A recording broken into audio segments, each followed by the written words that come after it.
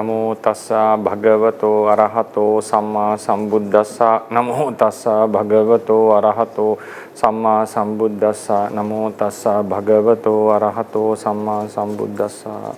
Good morning, everyone. So today we are going to continue with our topic about non-human possession, which was quite interesting, and we had been discussing on this for 2 weeks. Now this will be the third week of this topic, since it's it covers a large scope and a few things to be analyzed. So we would take another day. Even today we are going to analyze the topic in detail. So if I recap what we have done so far, till now we have discussed the two opinions regarding the non-human possession. The opinions are about the mechanism or how the mind of the possessed function during a non-human possession. During a non-human possession. But according to the commentaries, as the commentaries have stated, the living being, the non-human, would enter into the body of the living being or the possessed, and then take the control over his entire life, mind and matter. But the sub-commentators say this entering is mentioned in the commentaries because the mechanism happens, or the possessed behave in a way that there is a non-human inside the body. So they do not specifically mention whether the non-human is inside the body or it is controlling from outside. And in the Dhammasangani commentary, when we find a statement, it is not possible for an ordinary person to say whether the non-human is inside or outside. And Paramattha Dipani states that this inability is mainly to the ones who do not possess the divine eye. Because obviously, if a person possesses a divine eye and is capable to see the non-human, he would surely be able to locate it, whether it's inside the body or outside, while during the possession. Then the opinions were how the mind works, or how the possessed, what is the mechanism behind the possessed activities, verbal and physical activities. So in both the opinions, there is an agreement that the possessed 5 sense door consciousnesses arise in the possessed, and both the opinions agree on this fact. Then both the opinions agree that the mind-o consciousnesses, especially the kiriyamaya chittas, those are the javana chittas which are capable of performing verbal and physical actions. Kusala and akusala chittas, those javana level chittas, are distorted. Their nature is distorted, and they lose their ordinary status, natural status, when during a possession. Pakati vijahati, so it means they don't have that ordinary functioning or the nature during a possession. That was another agreed opinion. Then the disagreement, the difference is based on, according to one explanation, it is not possible to exactly say whether the activities were done by the possessed or by the possessor, and and somehow the activities happen according to the desire of the possessor. So this is one of the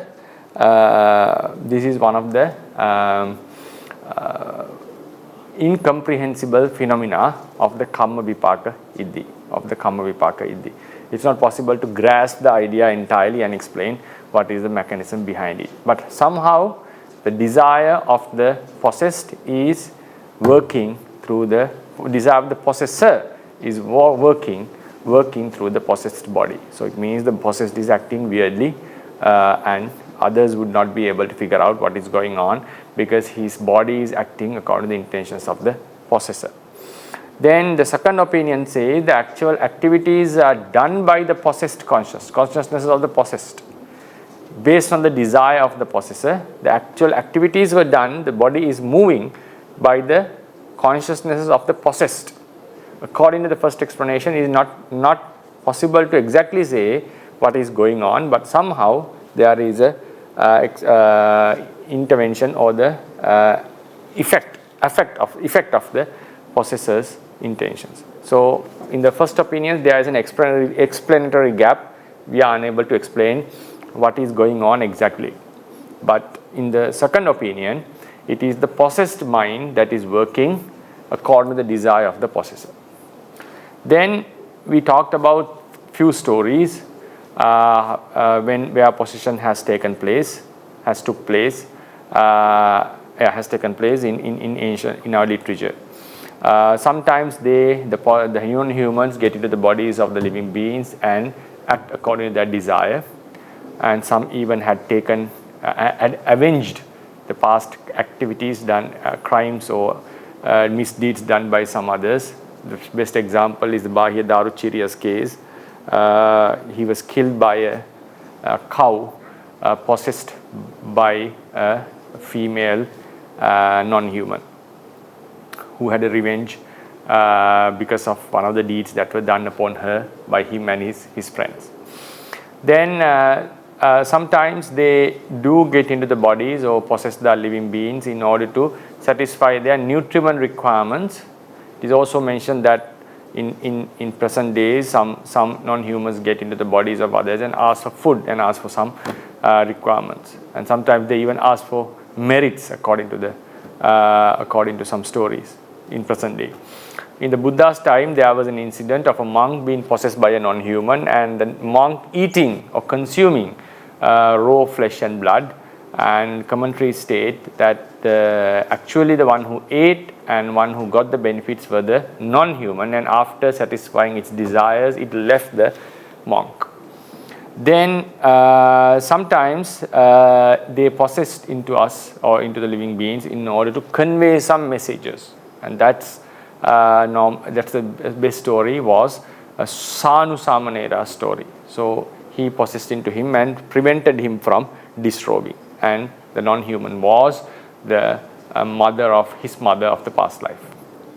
Now we are going to analyze some of the main features of these stories and try to build up and investigate or scrutinize this theory of non-human possession and try to understand it in a broader perspective.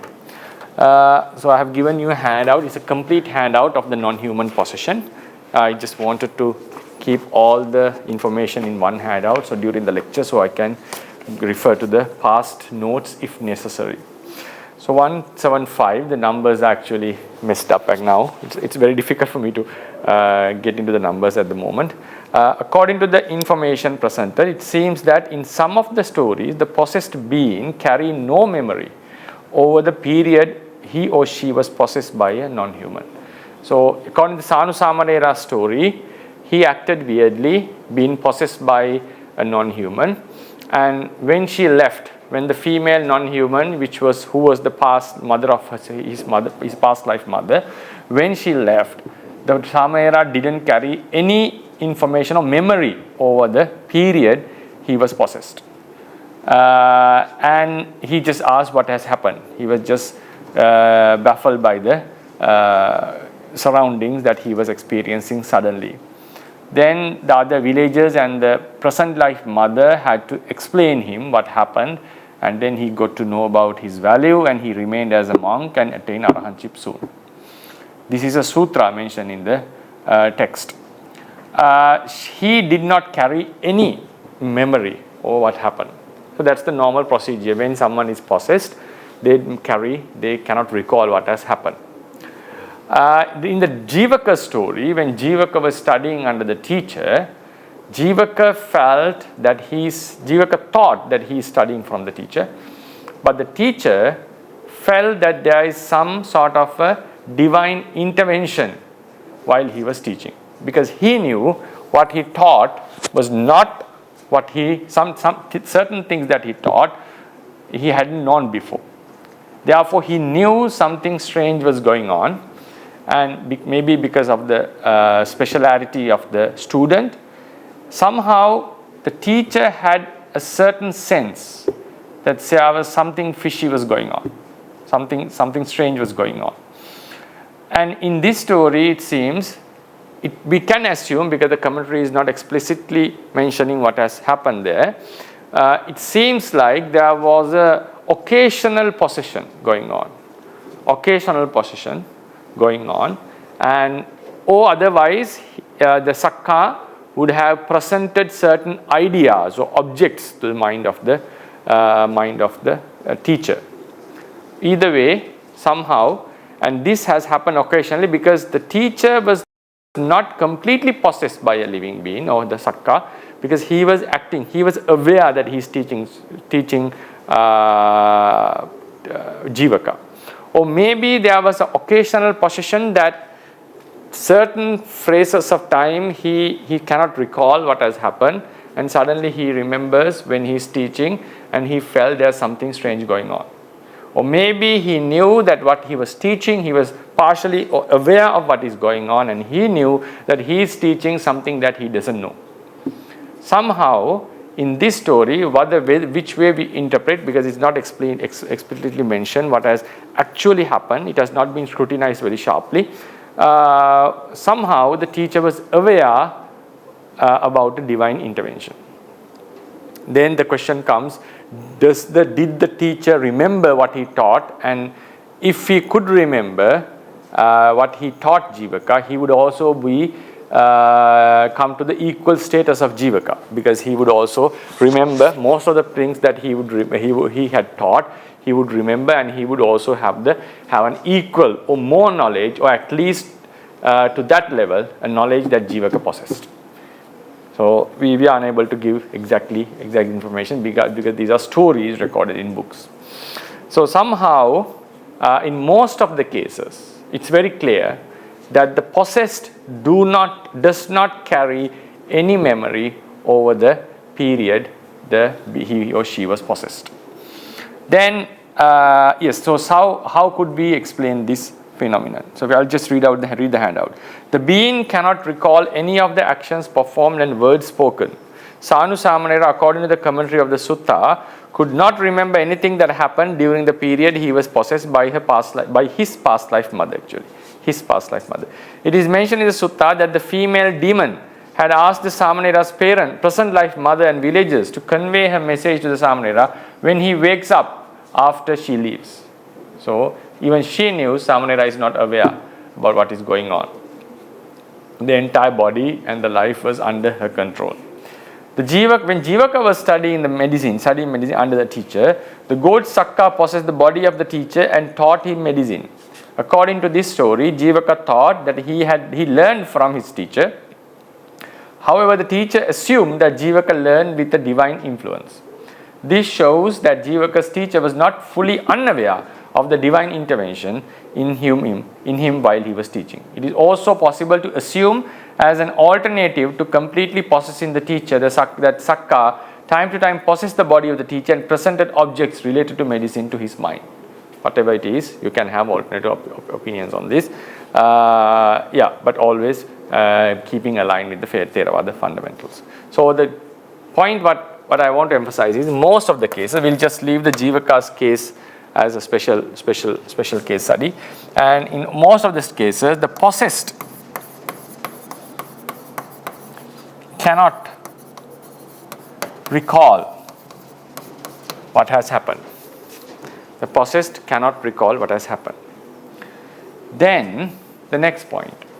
In the story of monk being possessed by a human, or non-human, and eating raw flesh and blood, the story says, the commentary states that it was the non-human who ate the stuff, not the monk. And he, after satisfying its desires, the non-human left the monk. He left him. So it seems like the nutriment requirements were gained through the monk's body.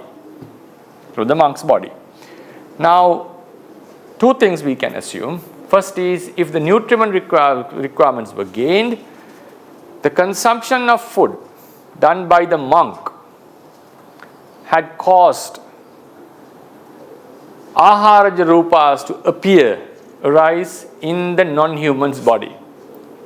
These are very strange phenomena. If the nutrient requirements were gained, why does the living being need to eat something? Because after eating, surely some effect should be there. So it had gained some strength through aharaja rūpas by eating raw flesh and blood through the monk's body. Then the next thing that we can assume, in most probably, the non-human would have felt the taste of the blood and the meat consumed. So it seems like now it is if you think normally, when the monk was eating flesh and blood, it's his tongue sensitivity that would contact the rasa rupa or the taste rupa. But if the non-human had felt it, it means while such that contact is going on, his jivha pasada or the sensitivity also must come into contact with the blood and flesh, and which he could not do by its own body. Otherwise he could have easily come and ate, invisibly come and ate flesh and blood. But here it has come into the monk's body and consumed flesh and blood through the monk. Now this opens another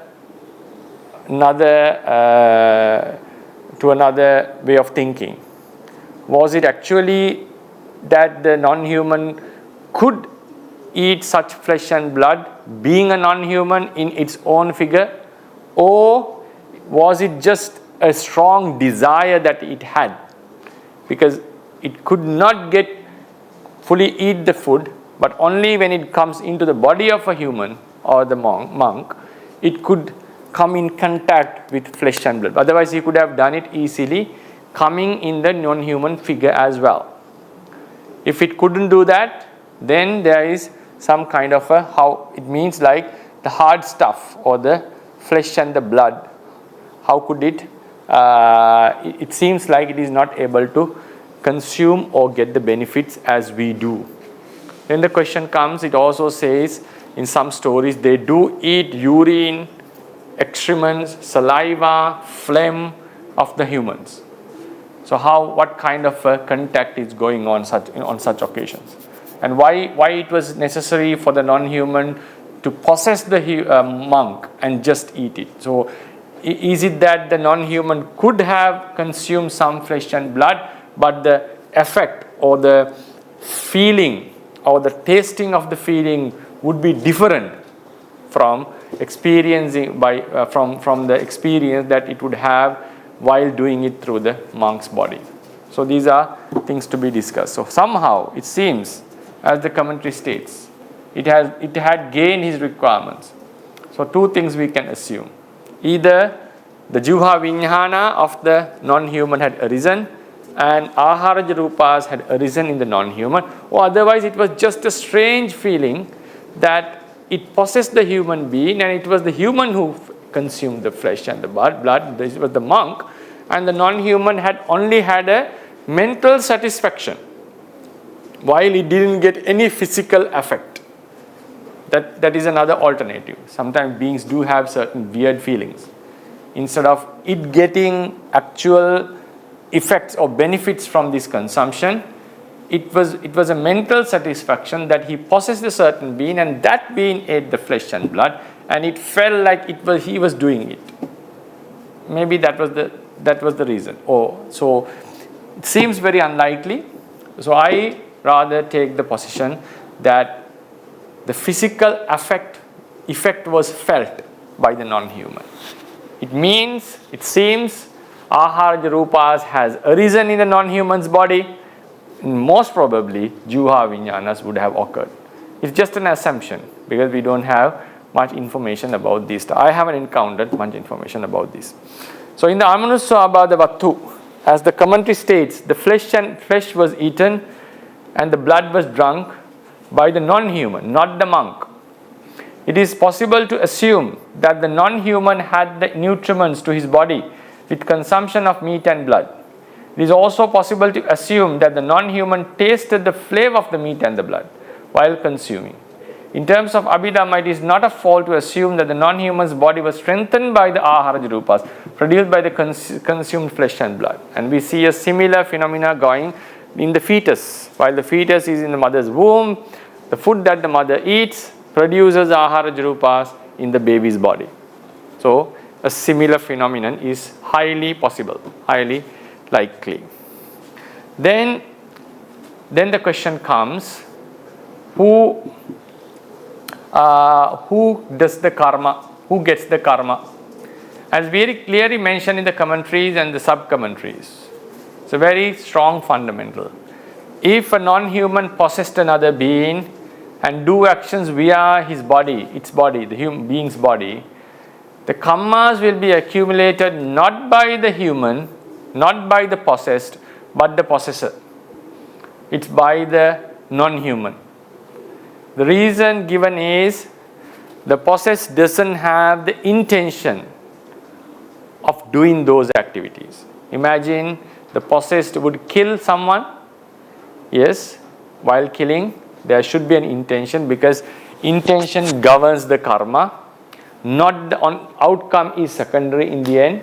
It is an effect, it has a strong effect, because otherwise, if for instance killing would not be complete unless the being dies. But just mere death of the being due to my interactions would not amount or suffices for me to have a karma.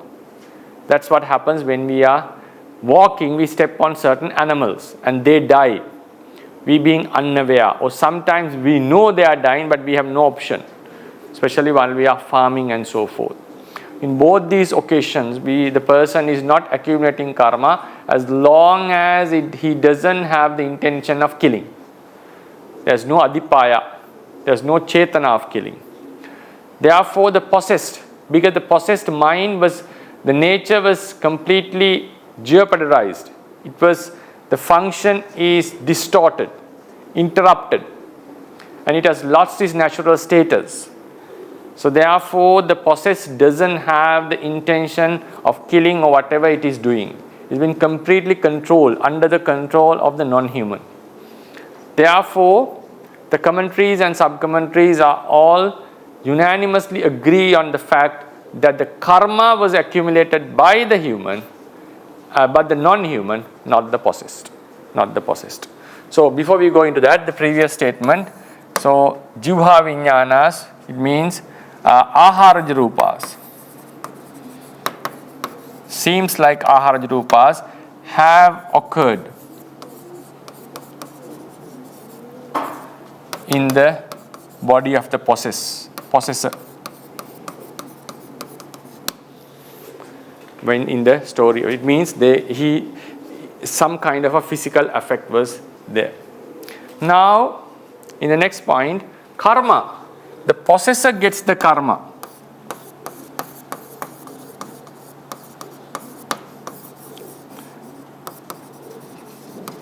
The possessor accumulates the karma, not the possessed. We shall read this. It is the non-human who accumulates the karma for all the actions performed via the body of the possessed. Mara Dusi accumulated a very heavy karma by hurting Venerable Vidura, so he ended up being born in the Avicii hell. The female demon who killed Arahanta Jaruchiriya accumulated a karma similar to a heinous deeds. Not as a heinous deed, because heinous deeds can be done only by humans.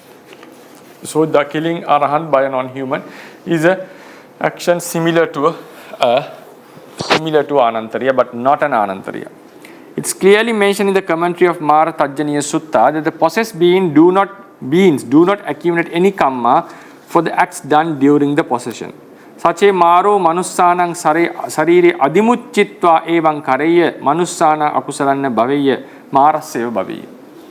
Because Mara Tajjaniya Sutta, according to Mara Tajjaniya Sutta, Mara made the people to accuse the monks actually, especially the monks of the Kakusanda Buddha. So Mara hid Vidura. Actually, Sanjeeva's case, I have been telling that it was a mistake that I clearly recently found out. It was Sanjeeva, another Savaka.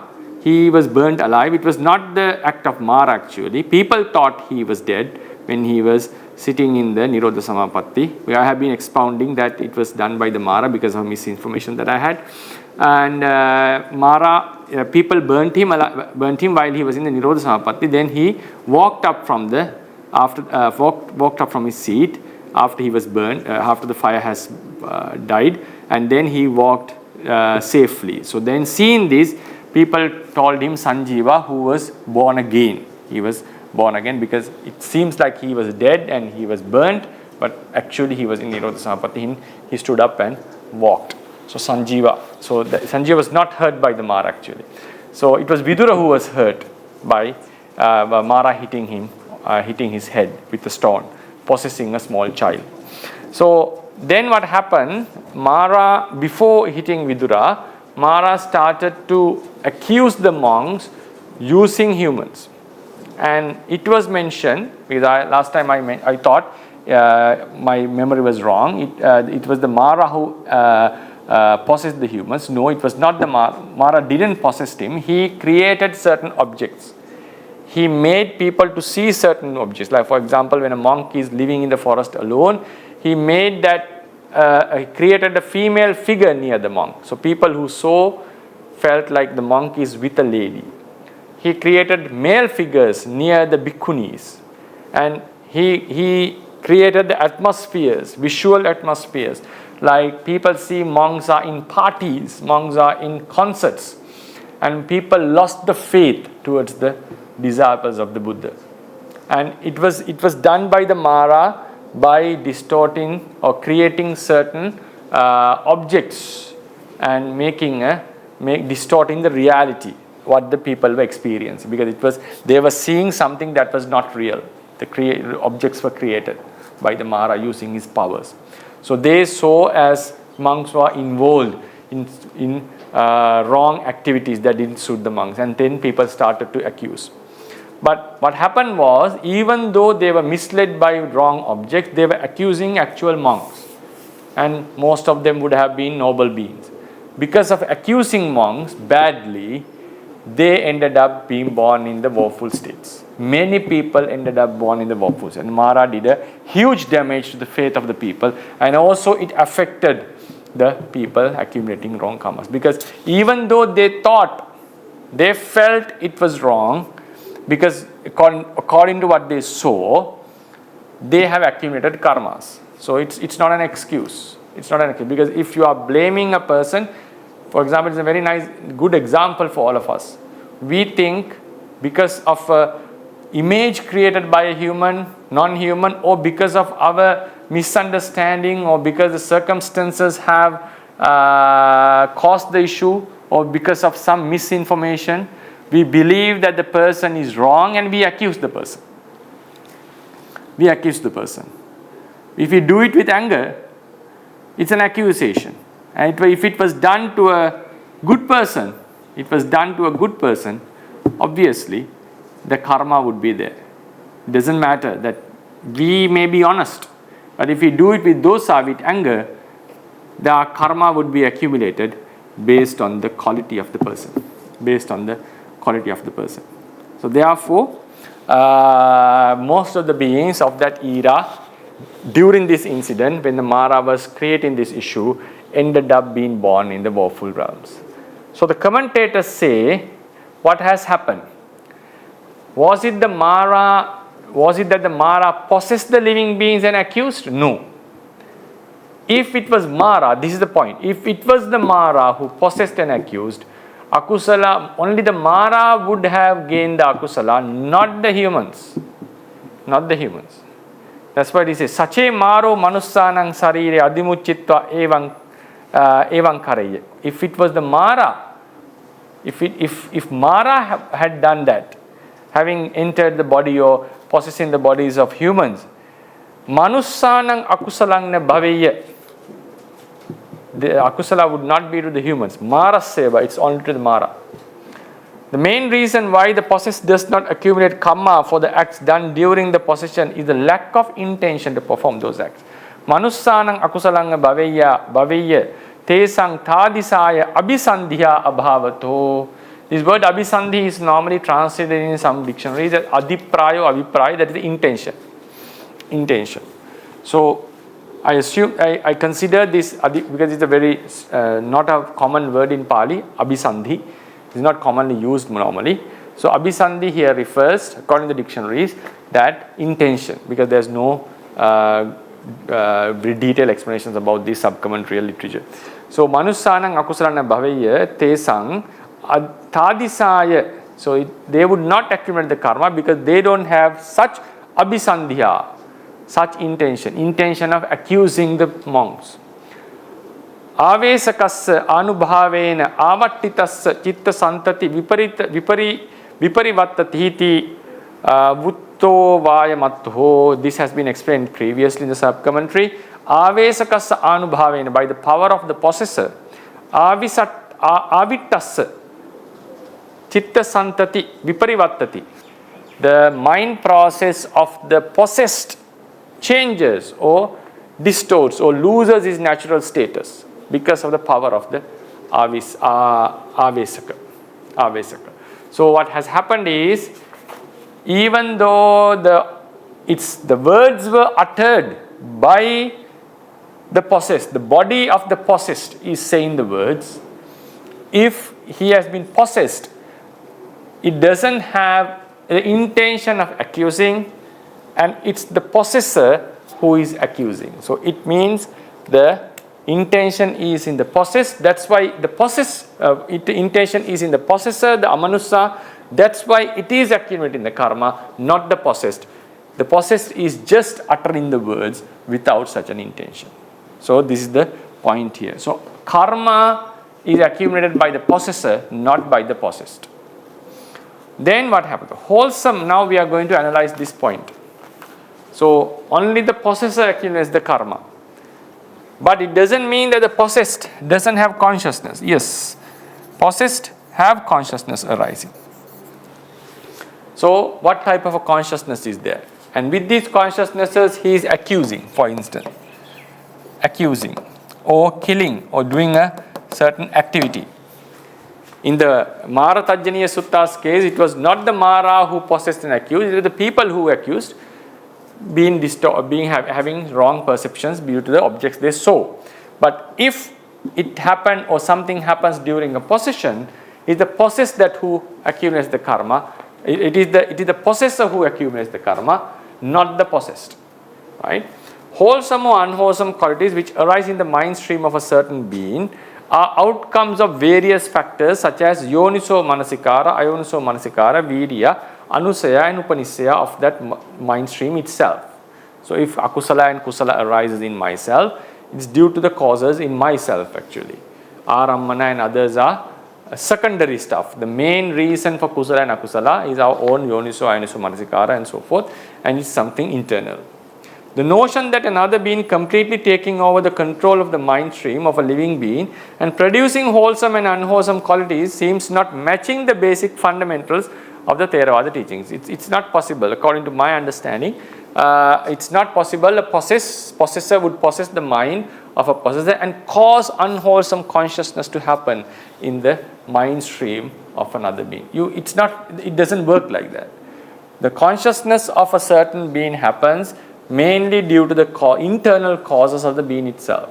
External causes are secondary. They are not the main reasons for wholesome or unwholesomeness. Main wholesome, unwholesome features lay in the causes of the being itself.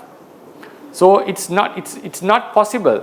Even the possessor is capable of distorting the mind. It's not causing a certain chitta to happen. It cannot bring forth. It cannot determine may a akusala chitta arise in this being. May a kusala chitta arise in this being. No, that's not how it works. It's capable of interrupting the natural flow because of its power. But the consciousness of a living being happens, the nature of the consciousness of the living beings are mainly due to the causes of the internal causes. Once someone can interrupt it with the external influence, but still the consciousnesses are happening. Consciousnesses are happening due to their own causes, internal causes. So it seems not possible to say that a possessor is causing wholesome or unwholesome natures to arise. It was stated above that in the possession, the possessor accumulates the karma for the good and bad deeds performed, not the possessed. A question that would surely come into discussion is whether the possessed would accumulate karma for activities done during the possession, at least to a certain degree. Now, obviously the actions were done. Now, if for example we have to take, because both the opinions suggest that the consciousness is happening in the possessed.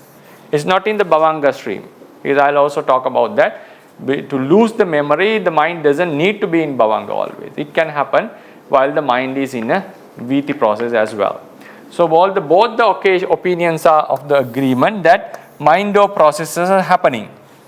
Then activities were done, and the intent, possessor gets the karma, because intention must belong to the possessor. Intention must belong to the possessor. So is the possessed getting at least some degree of karma for the action which it does? For example, is the possessor. Possessor have the intention, chetana.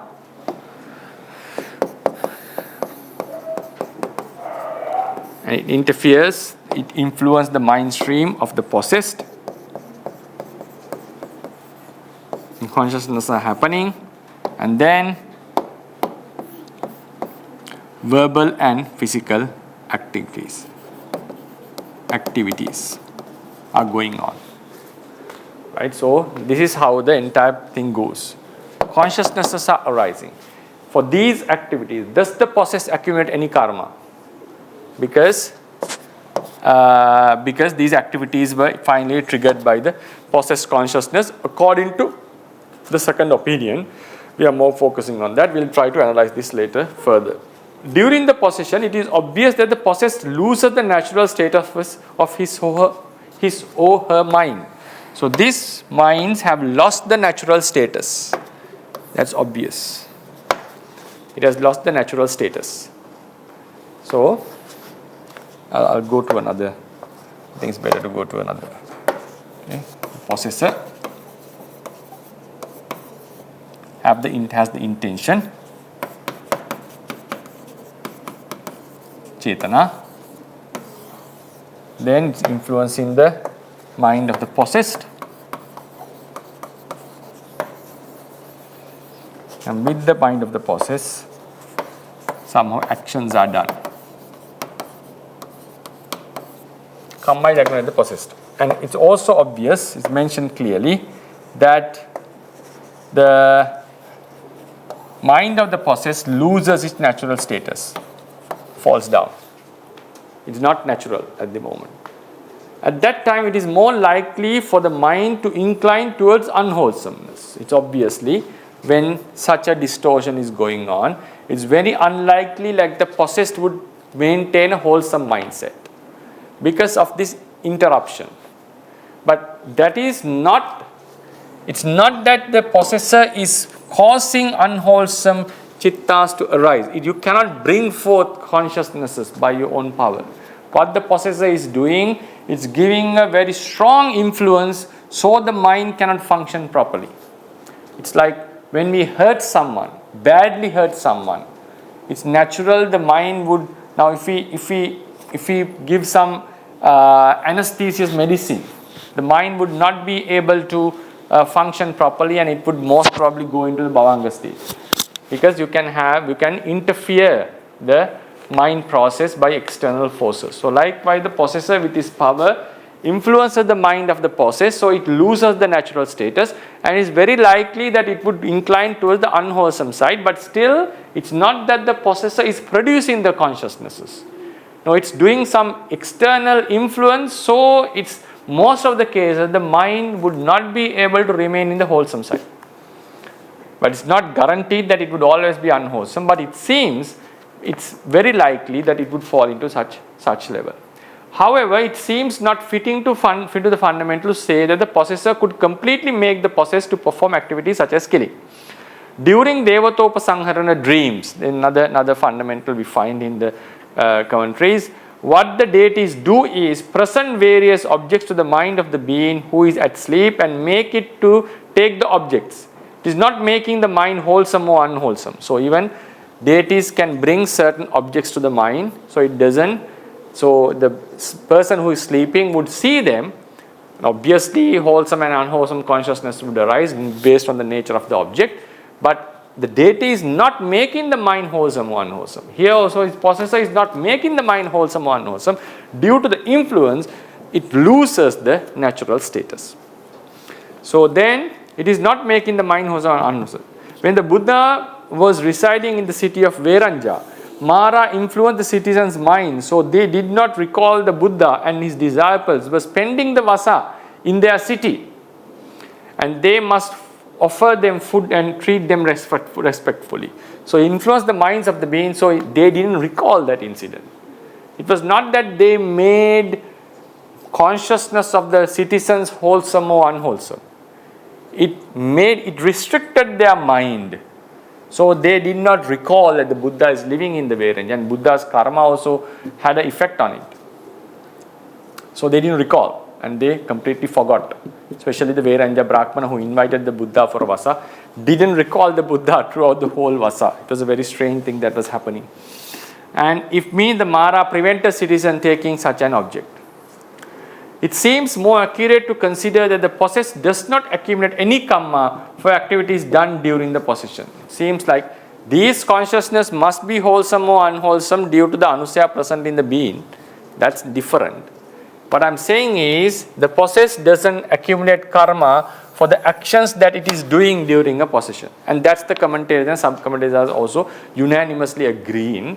And it seems very logical when you look into the stories, what has happened in the past. In the story of Amanussabhada, it seems like the non-human was inside the monk's body.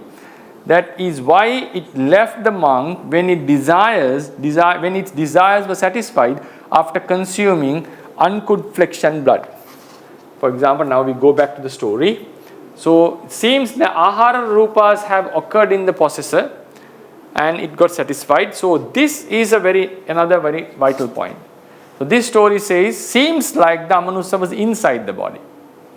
So the sub-commentator doesn't exactly say whether it's inside or outside. It seems like it was inside the body.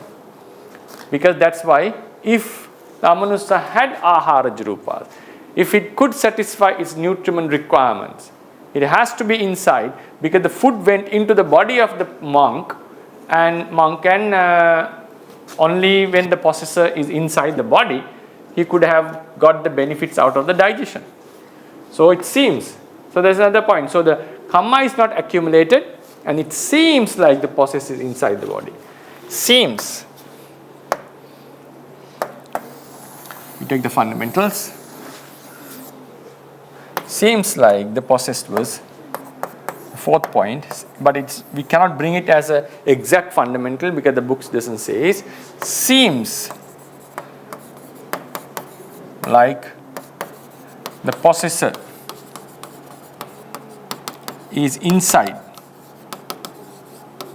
the possessed. It's inside the possessed. Another very important point to consider under the Amanussabhada story is whether the non-human had jivha vijnanas arising while the monk was consuming uncooked blood and flesh. According to the story, it seems that such consciousnesses arose in it. Seems very highly it arose in it. Sometimes when humans are possessed by non-humans, devil dancers hit the human with a cane which has been consecrated with mantras. They bless the stick with mantras and they hit. These are seen in day-to-day, in present-day incidences. But if you take them accurate, this time the possessed seems to be hurt. It's the possessed who is crying actually.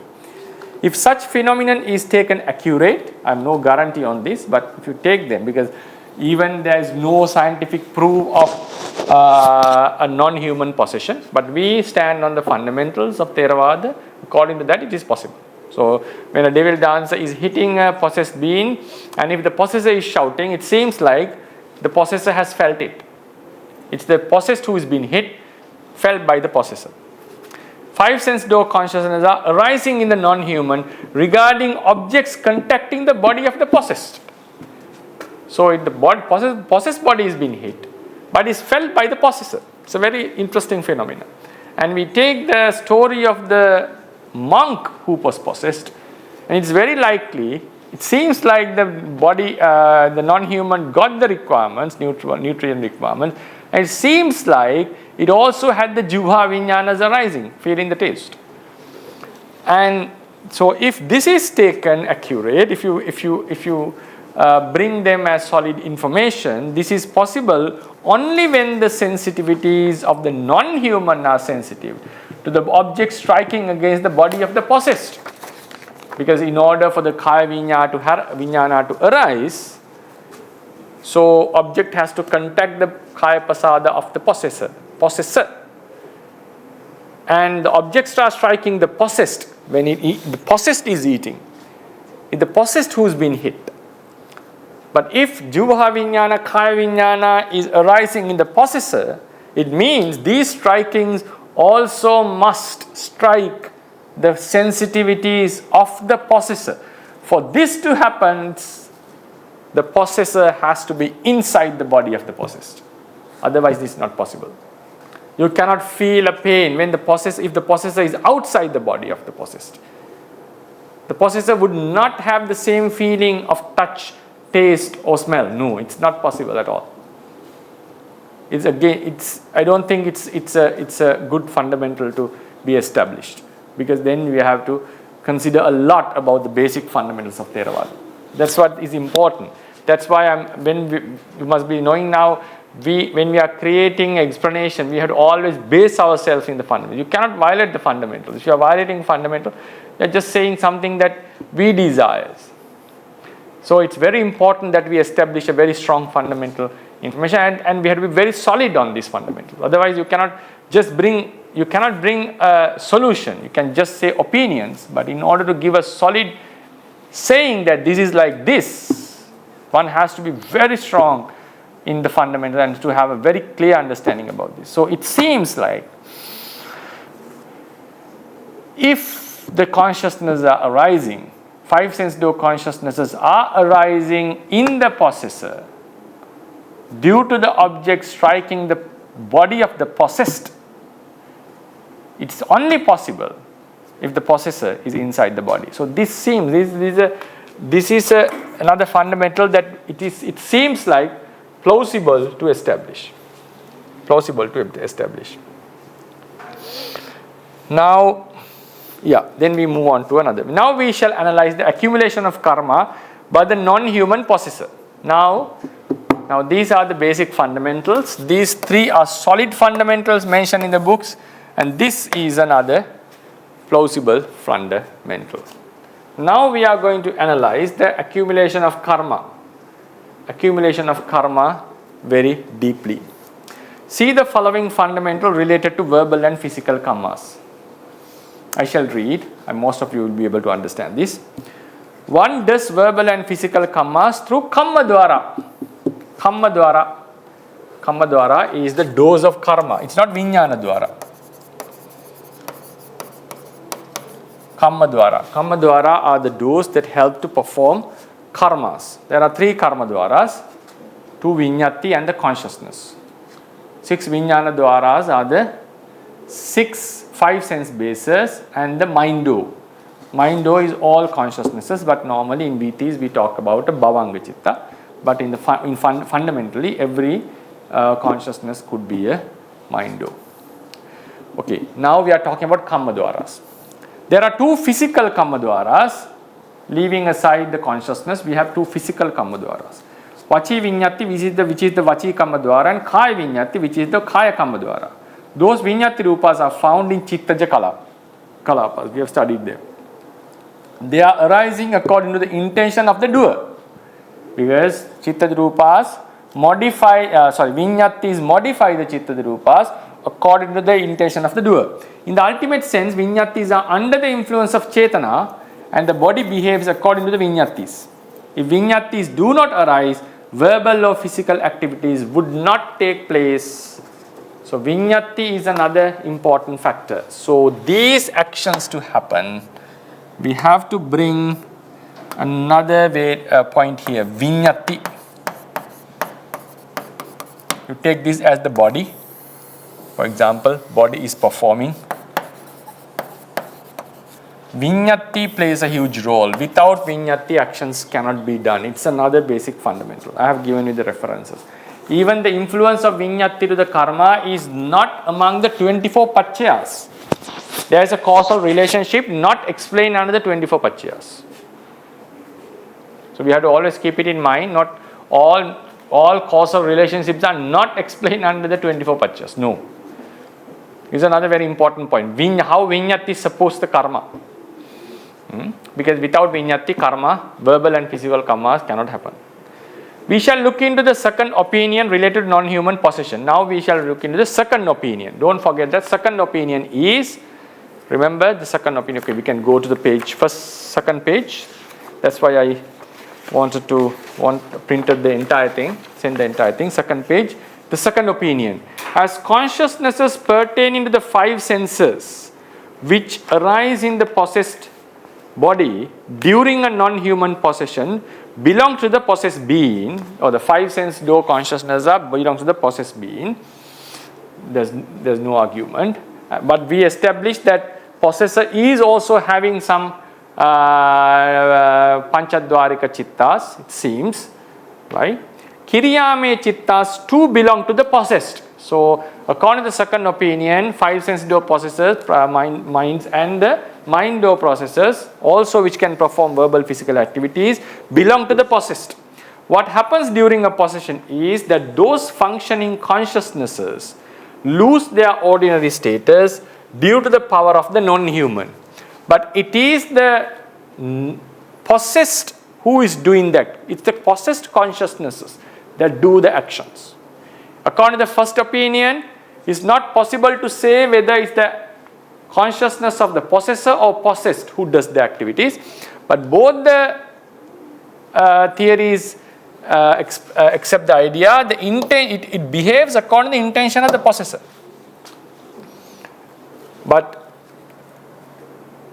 according to this, but the first theory, explicitly it's not possible to say whose actions are they.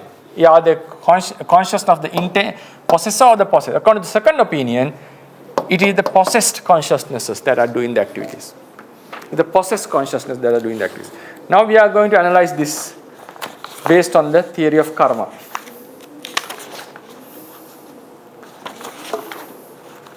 (2.181). Now we shall investigate the second opinion of non-human possession. We shall look into the second opinion of the related to non-human possession. According to it, during a possession, verbal and physical activities are done with the mind of the possessed.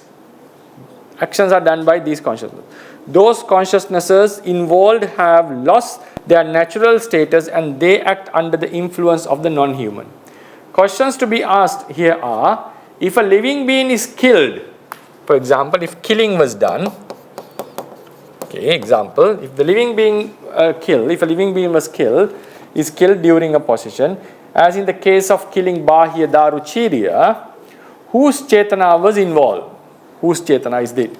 Second, whose consciousnesses produced the kaya viññatti that acted as the door for the physical misdeed? Because kaya viññatti is a door, and whose chetana produced it? Whose chetana is responsible for the killing? And whose chetana produced kaya viññatti. As the possessor is the accumulator of the karma, the intention of killing and the kaya viññatti that led the karma, according to the chetana, must belong to the possessor. It should belong to the possessor, chetana and the viññatti, because without a viññatti, the karma would not be complete. And physical aspect is the karma. Physical part of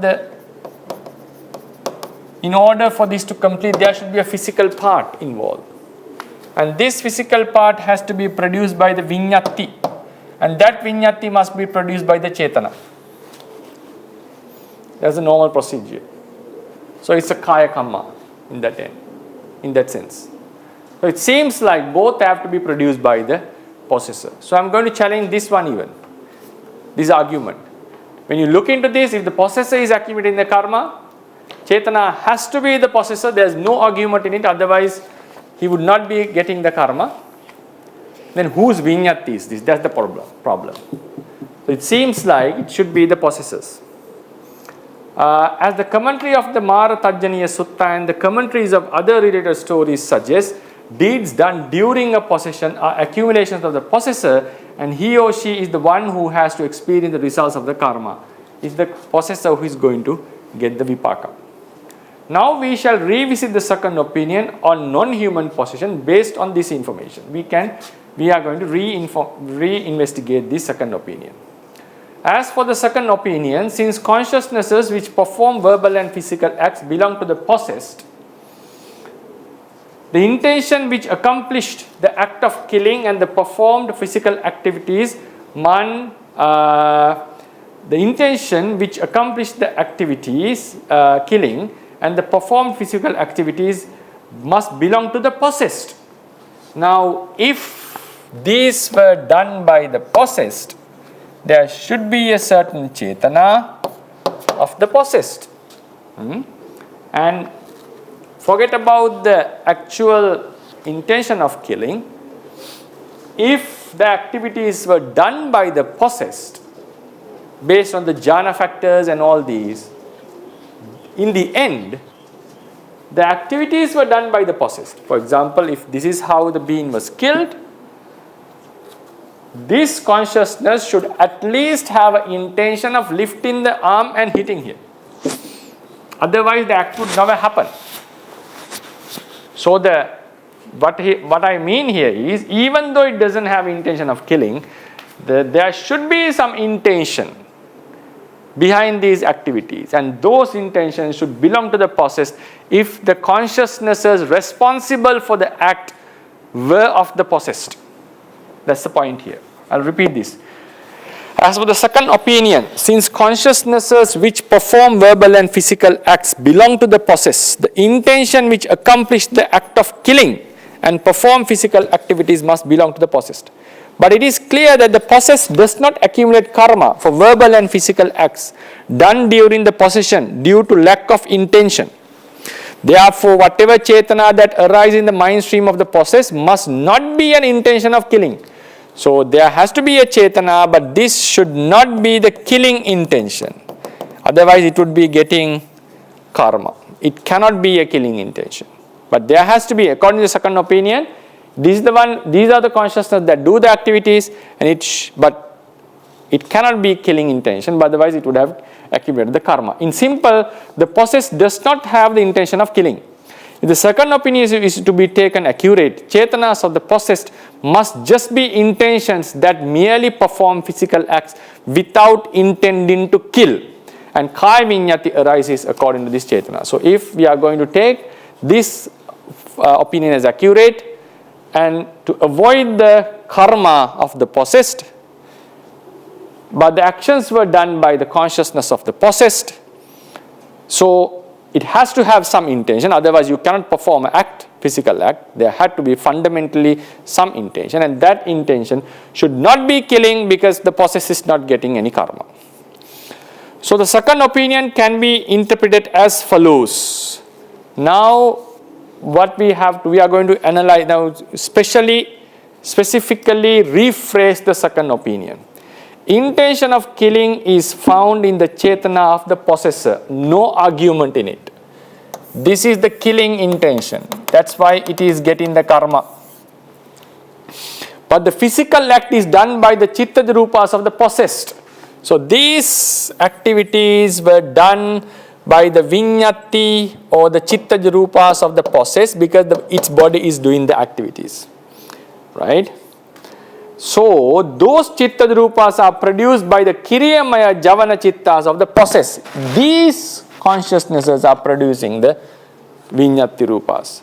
What the non-human is doing is handling the consciousness of the possessed, producing chitta rupas, and make the body of the possessed to work according to its intention. So what the non-human is doing, it takes control over the mind of the possessed and making it to function, so it produces chitta rupas and the killing happens. But these chetanas doesn't have the intention of killing.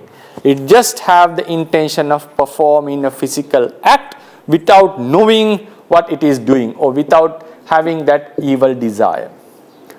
So what the non-human is doing, handling the consciousness of the process, producing chitta-rupas and make the body of the process to work according to its intentions. Here the possessed mind and the chitta-rupas are not the doer of the act but mere instruments. Because when we are doing an act, for example, if I kill an animal, my intention is the doer and I do it with the instrument of this body. Instrument of this body. Body is the instrument. But here what is happening? This is the doer. Both the consciousness of the possessed and the rupas are mere instruments. So the possessed mind is not the doer here. It's just an instrument of the non-human. More importantly, the possessed mind does not have the intention of killing. So if you take the second opinion, this should be the process. Let's consider an alternative opinion. We can consider an alternative opinion. So also possible to consider that chetana of killing and kaya vinyati, including chitta-rupas, which facilitate killing according to the chetana as realities belong to the non-human. So another way to interpret this is the possessor has a chetana and it produces kaya vinyati,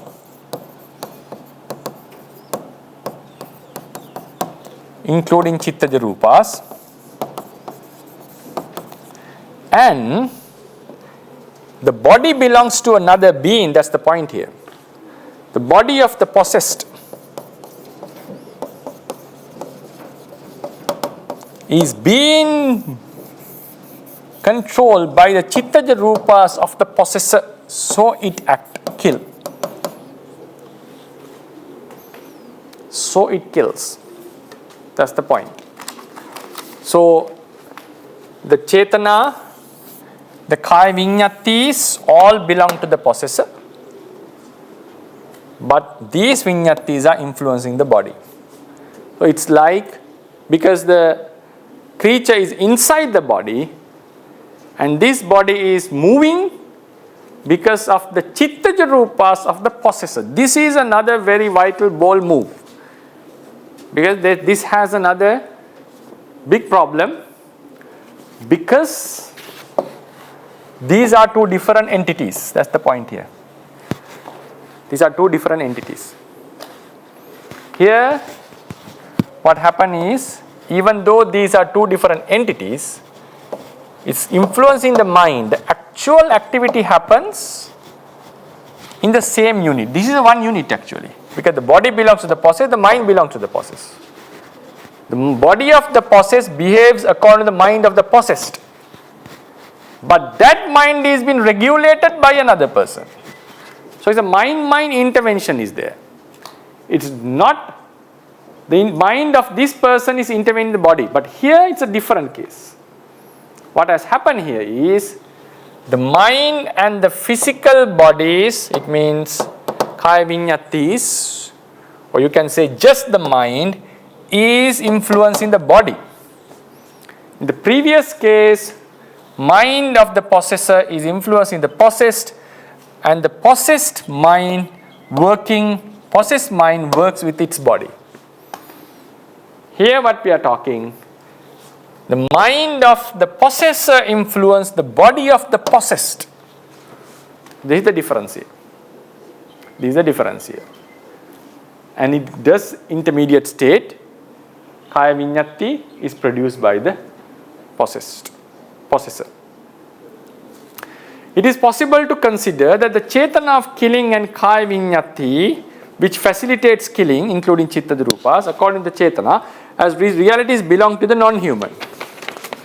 What happens is, act of killing happens due to the chetana of the non-human, and the act is steered by kaya vinyati produced by that chetana. Chitta-rupas behave according to the manner they are being steered by kaya vinyati. The body of the possessed behave according to the way chitta-rupas of the possessor behaves. That's the point here. Chitta-rupas of the possessor.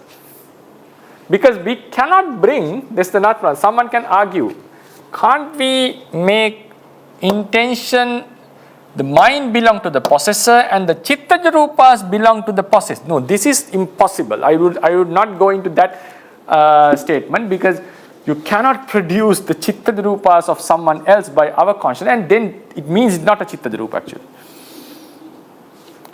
The only two ways is the consciousness of the possessor produce its chitta rupas and influence the body, material body of the possessed, or its consciousness influences the mind of the possessed, and that mind produces chitta rupas which influence its own body. You cannot have directly from here to here. No, it's not possible. Because chitta rupas means, chitta rupas belongs to the consciousness. My chitta cannot produce the rupa outside the body, or then it's not called a chitta rupa. It's called chitta pache utuj rupas. Chitta rupas belongs to myself. Chitta rupas produce my consciousness should belong to myself. So therefore, we don't have that other option. So Chetana of the possessor produces its own chitta rupas, and it is influencing the body of the possessed. The body of the possessed behave according to the chitta rupas of the possessor behave. According to the way chitta rupas of the possessor behave. This is similar to a man getting into a vehicle, driving it and killing another human by running it over him. The possessed body is like a vehicle. The possessor gets into the body and acts. According to this idea, only the body of the possessed is involved in the act of killing. Possessed mind and chitta rupas do not play a significant role in the process. The body, yes, the possessed also have a consciousness, chitta, also have chitta rupas, possible to have viññati, but they do not play a huge role, no, in this activity. They influence the body, no doubt about that, but not this killing. Not this killing. That's why the possessed doesn't accumulate any karma. Observe the following two facts that support this idea. Now I'm giving some facts that support this third opinion. In most of the places of commentaries, and non-human possession has been explained as the non-human entering the body of the possessed. It is clear from the statements such as Anma visitva ekasya brahma parisajya sarirasya pariram pavisitva, entering the body of a Brahma. Acharyasa sarere adhyavasitva, living inside the body of the Acharya. Ganha titi sarire adimucchati, avisatiti tassave vachanang, sarire adimuchitva, entering or living inside, taking the body into complete control. So sub-commentators say it was stated because the being is behaving as someone has entered. But the commentary says it has entered. So if you just stick to the commentarial explanation, it has entered, rather going into another explanation in the sub-commentary. So it has entered. Amanusabhada kataha, the story of the non-human possessing a monk. When the monk who was possessed by a non-human ate raw flesh and drank blood, it is mentioned that it is the non-human who consumed the food, not the monk. When it has fulfilled its requirement, the non-human left the monk and went away. This is a very strong information to consider that the non-human was inside the body of the human, and we discussed about this matter. If the physical nutriment requirements were gained, it means it has to be inside the monk's body. According to the first opinion, now this is the third opinion. Now first opinion says, if you remember the first opinion, according to the first opinion, yes, distortion has happened, but it is not exactly, one cannot say, one cannot exactly say, right?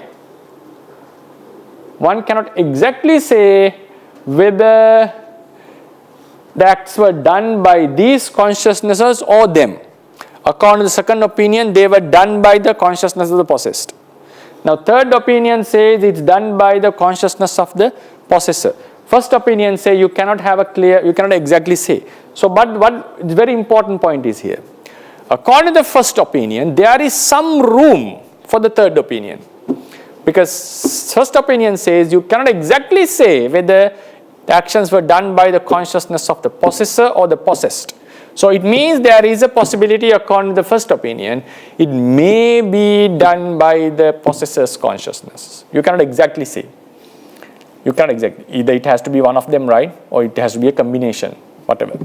So the possessor's consciousness completely doing the activity, there is a slight room for that in the first opinion. So, because we cannot say exactly what is happening. So there is a possibility. So there is some room. According to the first opinion on non-human possession, it is not possible to exactly say whether the verbal and physical activities were done with consciousnesses of the possessed or the possessor. It is an incomprehensible phenomenon of the karma vipaka jiddhi. However, this opinion leaves room for the possibility of consciousness of the non-human doing the activities. There is a slight possibility. If the acts are done by the non-human, in which state does the mind of the possessed remains during the possession? Then the question comes, what is this status of this mind? Because all the opinions explain, this has been distorted. The natural status of the mind is lost, and that's obvious. And what is the status during the possession? According to both the opinions, it is accepted that the consciousnesses pertaining to all six doors are possible to arise in the possessed during a possession. All six types of consciousness are arising in him, right? It is mentioned. It means both five sense door consciousnesses and mind door consciousnesses are arising in the possessed. However, the mind door consciousnesses that can perform activities, kiriyamaya javana chittas, are not in their ordinary state. Though these kiriyamaya chittas of the possessed must have the capacity to maintain the postures of the body and do some verbal and physical activities, they don't lose that capacity entirely, though they are acting weirdly. Actions intended by the non-human must take place with the chetana of the non-human. Yeah, they have the capacity to do activities, to hold the body, maintain the postures, as we talked in previous lectures. But these activities have to be steered or done by the chetana of the possessor. If chittavitis occur, another question that comes, if chittavitis occur in the possessed, why did the Samanera Sanu could not recall what happened during the possession? So if the chittavitis are happening, why couldn't he recall? It is not compulsory for a being to recall certain events. Even chittavitis had arisen during that time. It's not compulsory, because we see a very nice story in Mahavaggapali. The story of Venerable Gagga, recorded in Mahavaggapali, could not recall some of his actions which he performed while being insane. There is a story of Venerable Gagga, a very famous monk in our Vinaya. He became insane, and he came into sainty. He became sane later on. And then monks or some others were complaining him of the activity that he did while he was insane. Then he said, I cannot recall them. I cannot recall that I have done them. And it was not a possession. His mind was, he was a umattaka. He was acting weirdly. So consciousnesses, viti chittas occurred, and he did with his own chittas. It was not a divine or non-human intervention. But still he couldn't recall them. Why? The consciousnesses had lost their natural status. When someone becomes mad, consciousnesses are acting weirdly. And that's the same thing happens when in a non-human possession. So the mind doesn't need to be in the bhavanga. So even Gagga was acting with viti chittas, but he couldn't recall them. So therefore, in a non-human possession, though the possessed cannot recall what has happened or what it has done or what incidences, so it still remains in the 6 sense door consciousness are arising. So during the insanity, though viti chittas had occurred in him, as those chittas had lost their natural status, Venerable Gagga could not recall those incidents after becoming sane. Therefore, it is possible that a possessed, after becoming freed from the possession, may not be able to recall what he or she did and experienced during a possession, as the mind had lost its natural status during that time. Therefore, it is not compulsory that one must be able to recall what happened during a possession, even viti chittas had arisen during that time. That's another point. So, So according to this theory, Viti-chittas are happening, but they are not in a very stable status. So the person would not be able to recall what happened during this time. And those chittas obviously produce chitta rupa, that's the nature of a chitta, and it could maintain the postures, it could have done certain activities, but the intended activities of killing and so forth were done by the consciousness of the possessor. So it means, according to this explanation, so while he is doing certain activities, the possessed may also do some activities. Obviously consciousness has that capacity, but these activities were not relevant for the killing. So that's why the possessed doesn't accumulate any karma. Then what happens? Based on all this information, one can postulate a third opinion on non-human possession. A third opinion. During a possession, kirimyamya chittas of the possessed lose their natural status. Okay, these chittas lose their natural status. Verbal and physical activities intended by the non-human, these activities are done with the body of the possessed. Obviously, it's the body of the possessed. With the consciousnesses producing chitta rupas with vinyati of the non-human. Vinyati and chitta rupas of the non-human, doing it through the body.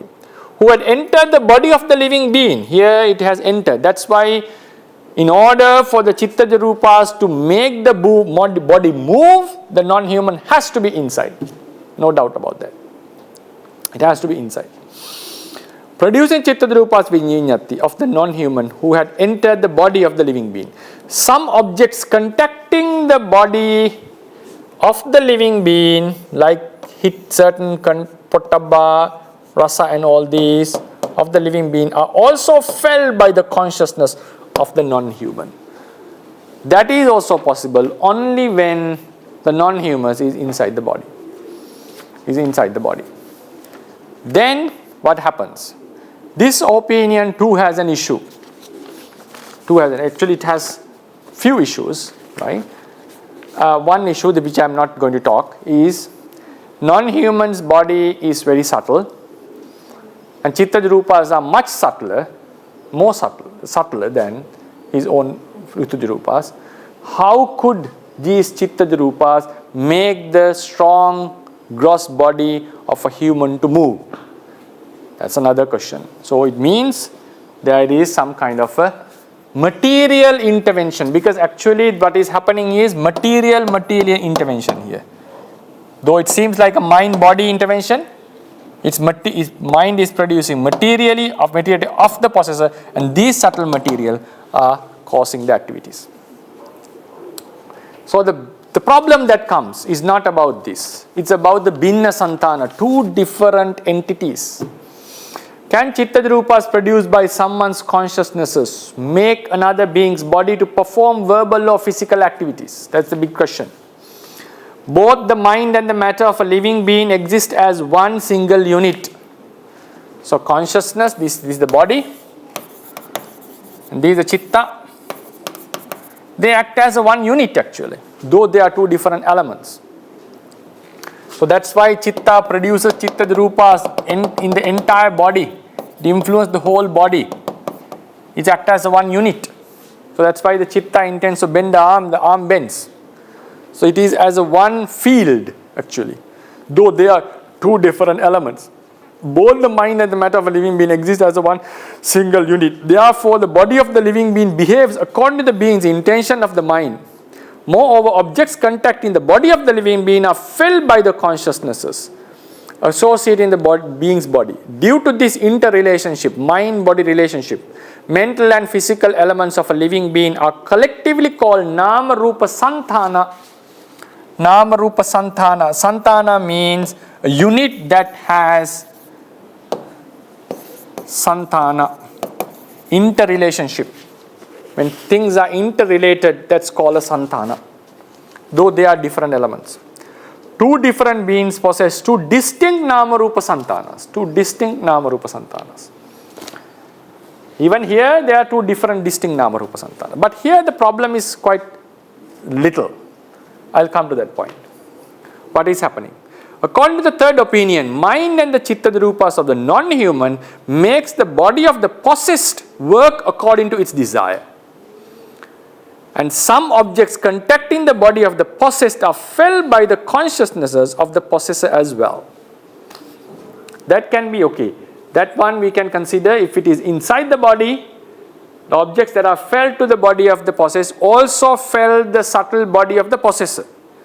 We can bring a certain answer for that because it's physically it's inside the body. So whatever felt by the possessed also contacts the possessed, also contacts the body of the possessor.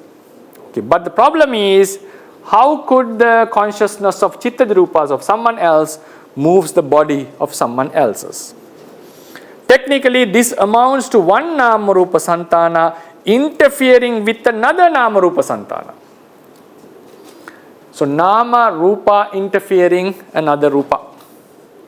Or we can say exactly rupa of another santana interfering rupa of another santana. Here what has happened is, the point is, this unit shows that chitta through an intermediate stage of rupa, because chitta rupas belong to the chitta.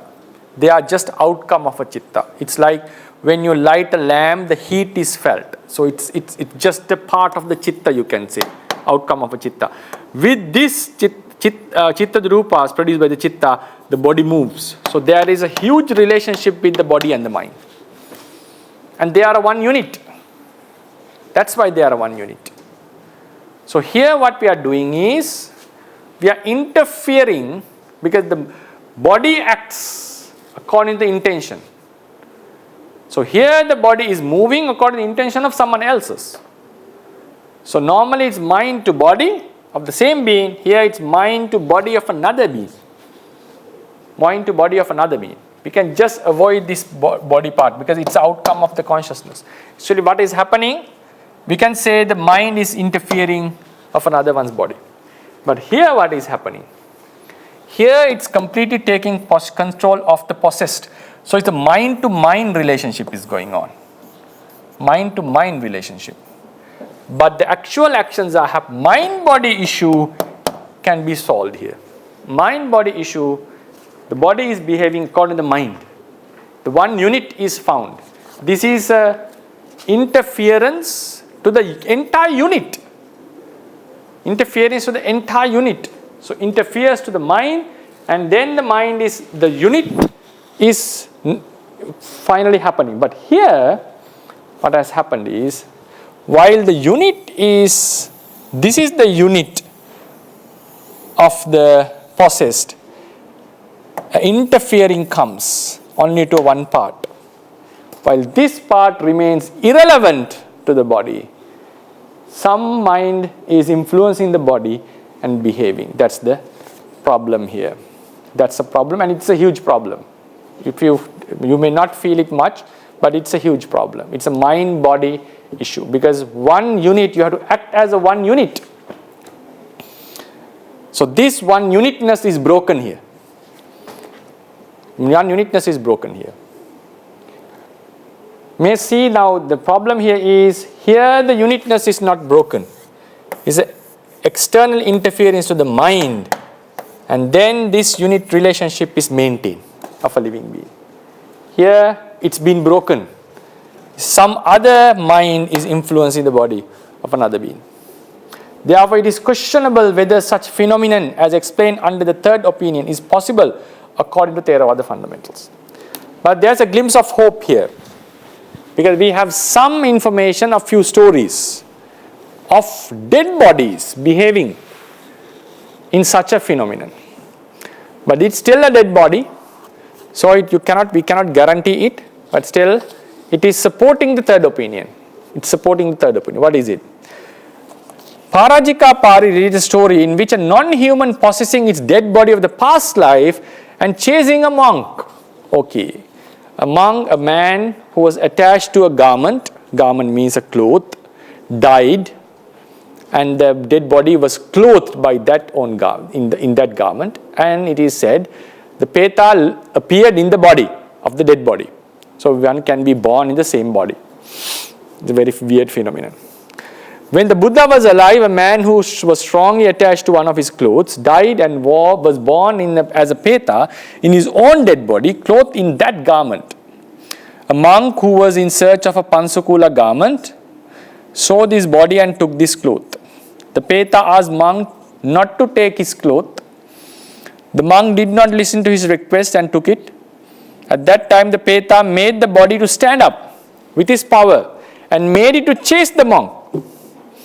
According to this, it seems that the Peta could make the dead body function with his power. So, because a dead body doesn't have the mental element, it's just a body. So, he could make the body work through his power. But it doesn't say that exactly he was working here in the body like a person driving a car. One can have alternative explanation. When you read the commentary very closely, one can also argue that what the Peta did was to make the body function without possessing it, as in the case of possession. That's also possible that he made the body wake up and chase without getting into the body. But the Korakattiya story is something strange. In the story of Korakattiya, the Buddha brought an asura with his power and made it to possess the dead body. He made it to possess the dead body. The dead body possessed by the asura stood up and talked. There are few opinions on this. Some say it was asura didn't come, Buddha made the body to stand up and talk by his own power without anyone possessing the body. But the ancient commentaries agreed the suggestion that the Buddha brought the Peta, Asura, Korakattiya, made him to possess the body and make it to stand up and talk, and he suddenly fell down after that. So, according to that story, a non-human with a Chetana producing Chittaja Rupas could make a body function.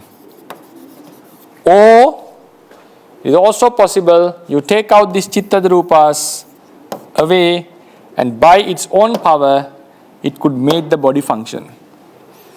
So since it's a dead body incident, you cannot completely bring the analogy here, in my opinion, because it's just a dead piece of body.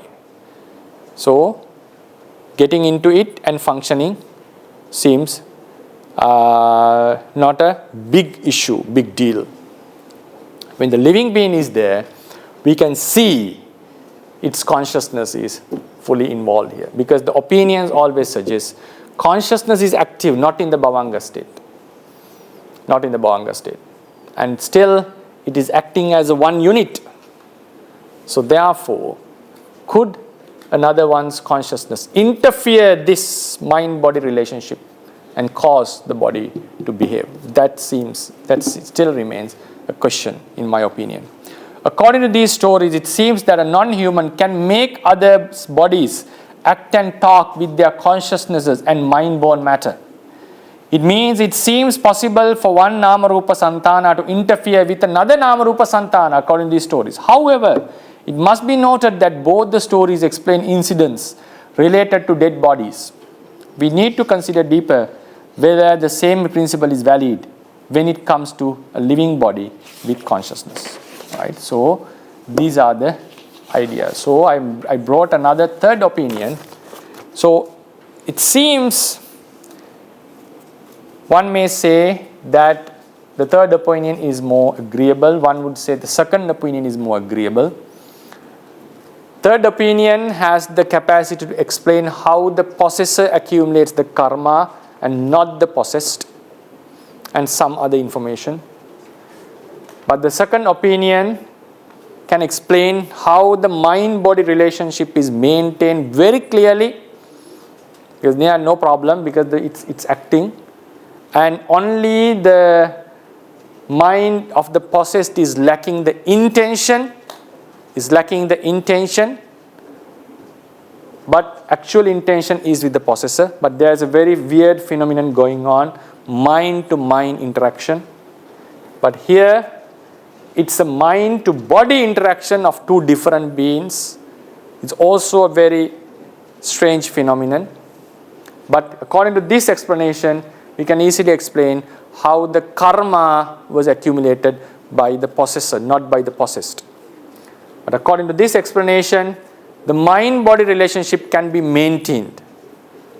because that's why, I think that's why the commentators are preferring, the sub-commentators seems to prefer the second opinion, because the mind-body relationship, a body behaves according to the mind it associates.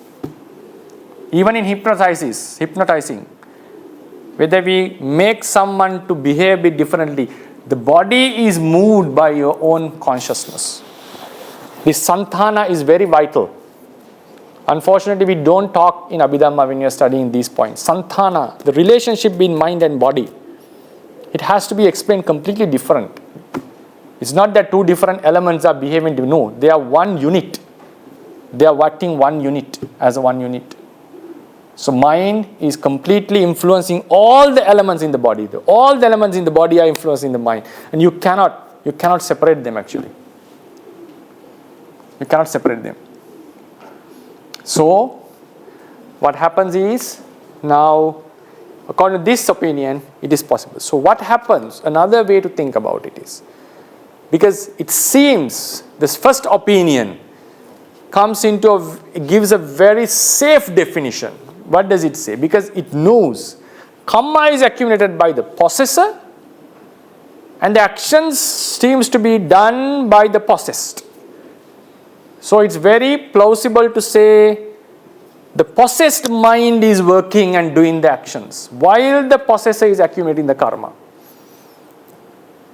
But it's very difficult to combine these two.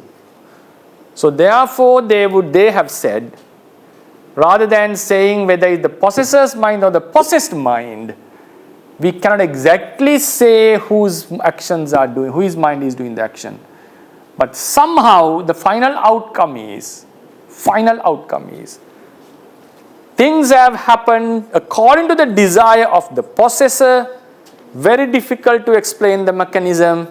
So leave it to the achintya group, incomprehensible group, topics of kamma vipakaja iddhi, and just leave it untouched.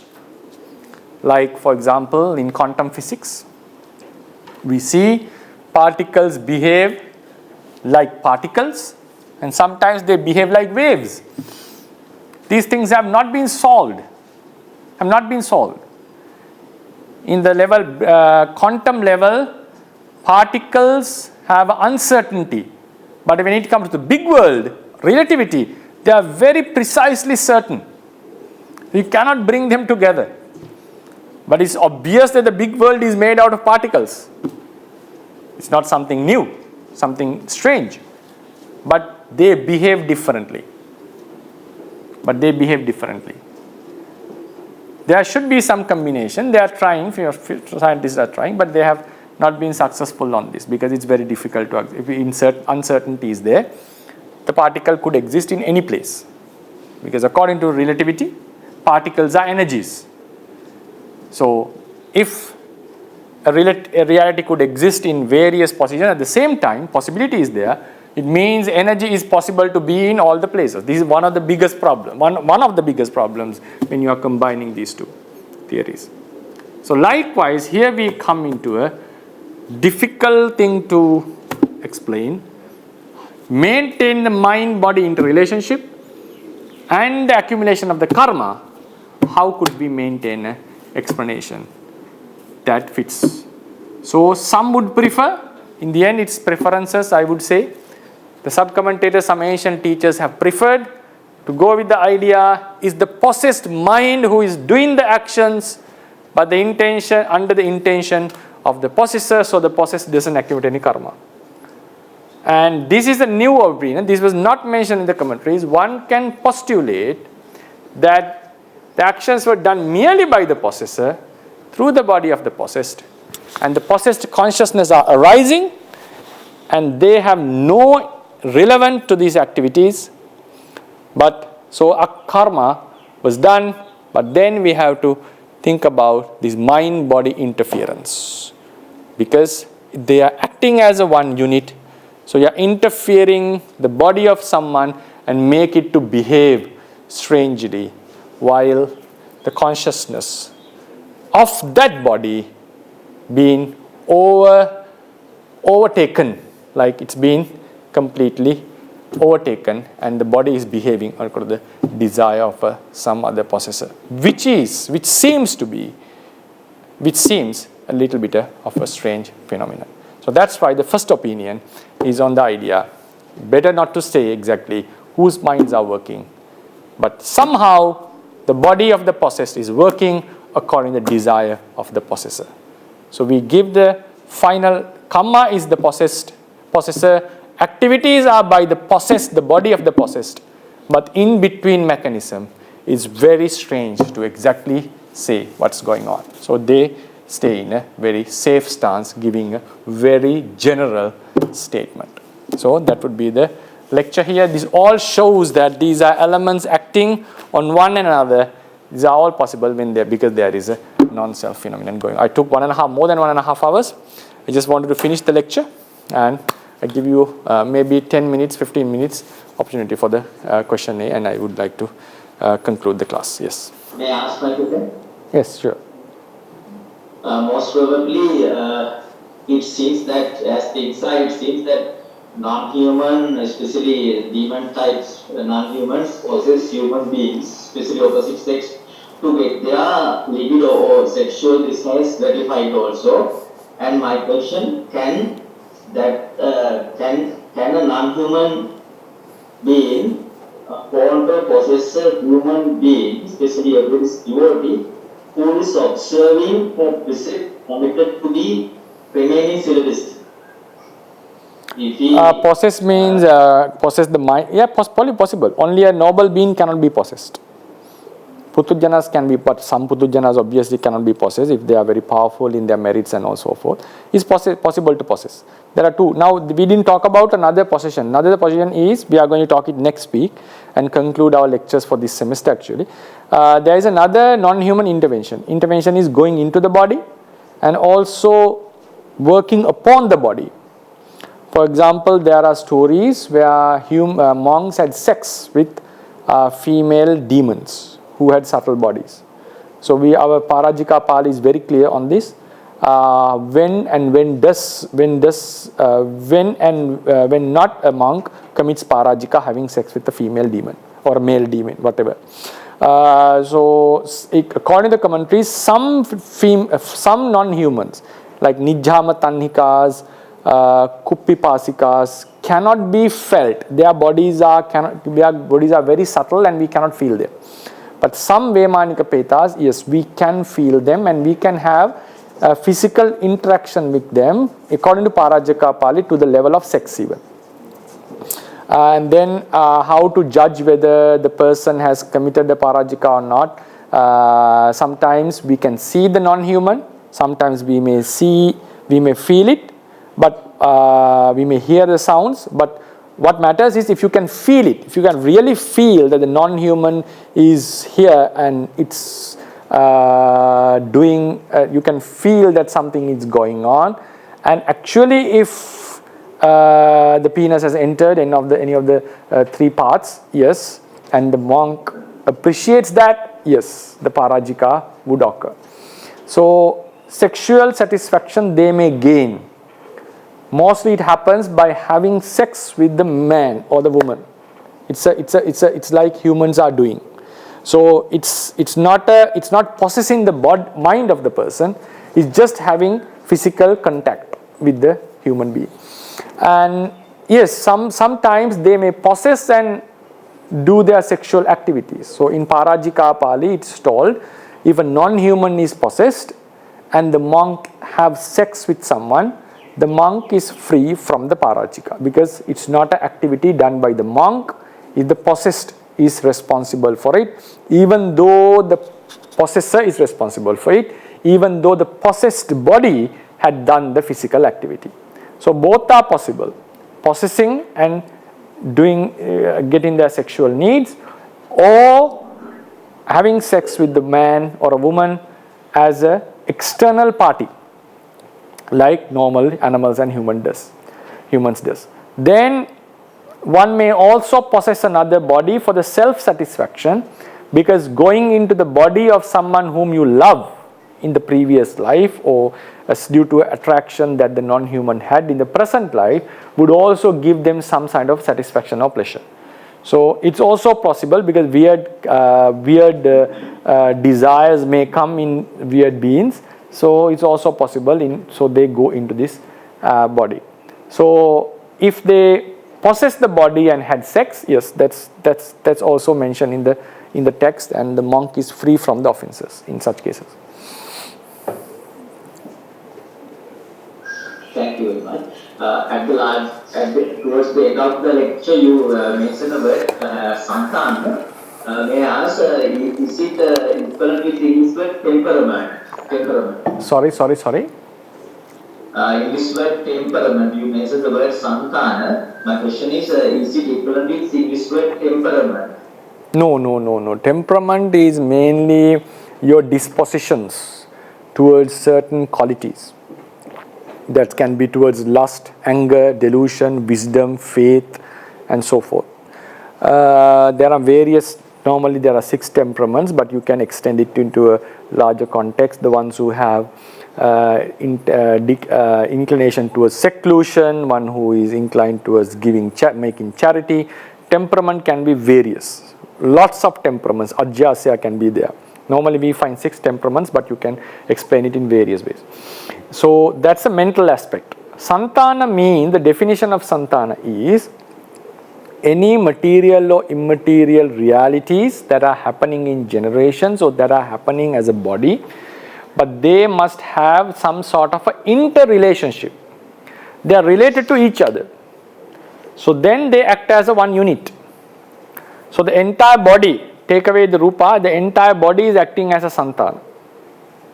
That's why sometimes medically, for example, self-suicide happens. Self-suicide is happening in order to protect the other organisms of the body. So mind is acting as a santana. So that's why your karma that was done in the past life in the same mind stream would affect the same mind stream, not something else. Mind and body is acting as a santana. As the mind intends, the body behaves. When something happens to the body, mind is affected. So likewise, we have santana means things that are related to each other when they are acting as a one unit. Then one can ask question, then can there be a relationship between two people? Yeah, but still relationships can be there. But they are not acting as a one unit. So this unitness is something very vital. So that's why Nama and Rūpa for 2 different beings, or one person, is acting as a one unit in that case. Thank you much. Okay, so you. Yeah, in every question, please. Sure. Actually, these 2 lectures, and probably the third one you are going to do next, seems to me as a great explanation of duality. Because without duality, this particular subject even cannot be discussed. So that is the opinion I have at the moment after listening to you. Please correct me if that is wrong. The second question is actually already partially answered. You explained what santana is. But when we are talking about santana, we also talk about Rūpa santana and Chitta santana separately. So it's an intertwined situation of the 2 is how we describe that relationship. And when you said it's always acting as one unit, I really could not accept that, because I have personally experienced situations where in my life that I have seen the separation of the 2, because I have gone through a heart attack and I was clinically dead for more than 5 minutes, and I was not conscious at all. So all my Panchatvarika VDs were completely closed and I didn't even know what happened there. But then subsequently, after getting an electric shock, when I got up, suddenly I knew that I went through this. Therefore, I quickly checked whether my body is functioning, and I was so happy, and I got up. I got up from the bed and said, I am alive. And at that stage, all the medical staff that was around me, except for the cardiologist and the assistant doctor, ran away. later I asked them, why did you run away? They thought it's a ghost who had entered your body and made you alive, because I have been totally dead there.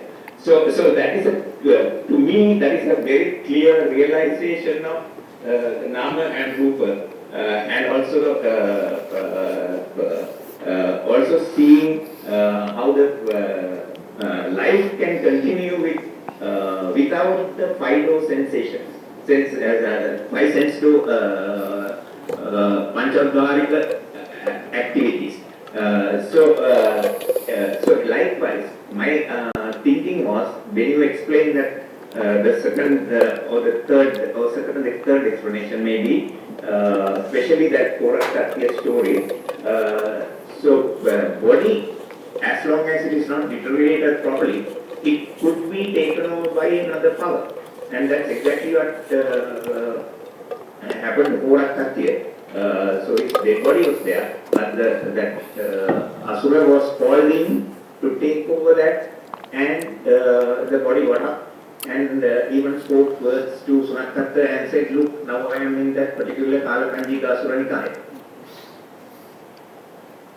So I would like to your opinion or your explanation as to whether I am right or wrong in this thinking. Yeah, first one is duality. Yes, I would not say these things prove duality, but without duality you cannot explain these things. So it's obvious that in Buddhism is Theravada Buddhism, but not the Madhyamikas. We are talking about the duality, is mind and matter both existing as two different elements. Yes, all these are showing that about the duality, and according to us, these are evidences, but these are not proving factors according to the scientific world. Yes, without duality you cannot explain them at all. Then second one, we are happy that you are still alive and not as they predicted. Yes, this is a big discussion among the Theravadians and other Buddhist sects, and this is also why Venerable Ananda Metteyya had a different opinion against Theravada in this regard, and he advocated a thing called Manomaya Kaya. So what I was telling about Santana is, now if you take what happened to you according to Theravada perspective, because in the other Buddhist sects they would interpret this differently. According to Theravada perspective, the consciousness was still present, and the five sense doors were shut. Shut means physically there was some issue because of the physical weakness of the body, and the five sense door consciousnesses were not happening, but the mind door consciousness, especially the bhavanga and some subtle mind door consciousnesses, weak ones, would have occurred during that process, which the patient is not aware of even afterwards, because due to the weakness, because sometimes we do wake up in the sleep and we do some physical activities, but we cannot recall them. If we have recorded our sleep, we surely see sometimes we do move and they have to be done with our mind or consciousness. Viti Chittas has to happen, and we have no recalling power at all what happened at that time. So by that the mind is being completely weakened by the weakness of the body, which we call the sleep. So according to what we explain, if we shed light on it based on the Theravada fundamentals, the consciousness has been existing. When I say they are acting as a unit means, if the consciousness lacks, then the body is considered as ultimately dead, and it cannot be a house for another consciousness to exist. A being possessing the body, coming into the body and taking it as a house is different from a consciousness living in it. Our consciousness lives in this body, guhasayang, it lives in the body, it exists based on the body. But if I die and another being comes into my body, into my dead body, there are completely two different scenarios. This body, while my consciousness in it, is completely related to my past karma, and my consciousness is also related to past karma. And the rebirth karma had a big role in both the units together. Another thing, that my consciousness keeps the body alive in terms of Pachajata Pachaya, and it creates Chittaja Rupas all over the body all the time except the 10 Vijnanas and the moment of Patisandhi and Chuti. So when we take them as one, we say as a one unit, means they are always existing as a one unit, except in the Asanya Satta and the Arupa realm, which are very special, extraordinary cases. In all the other places, they are connected to each other. You cannot separate them. That's what Venerable Ananda Maitreya disagreed. According to him, with the clinical tests, the experiences he had, or clinical records that were recorded by some patients, there are some extreme incidences.